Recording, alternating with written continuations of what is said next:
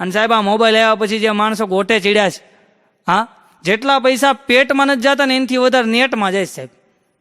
આ વોટ્સઅપ આવ્યા પછી એક જણો તો વોટ્સઅપ આવ્યા પછી એની ફિયાન્સીને SMS કર્યો કે સૂતી હોય તો સપના મોકલજે, જાગતી હોય તો શમણા મોકલજે, રોતી હોય તો આંસુ મોકલજે, હસતી હોય તો મુસ્કાન મોકલજે.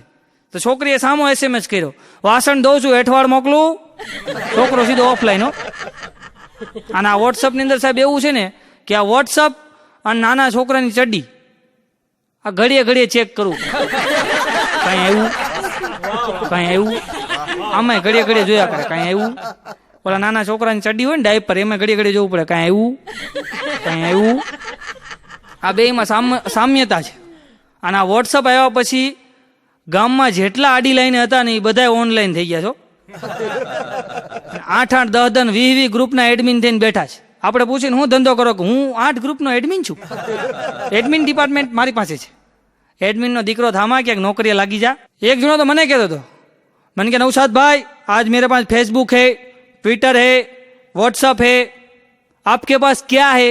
मैं कीधुं मेरे पास काम धंधा है भाई, नवरी बजार नहीं है. અને જે આ છોકરો છોકરી જે સગાઈ નવી નવી થાય ને સાહેબ,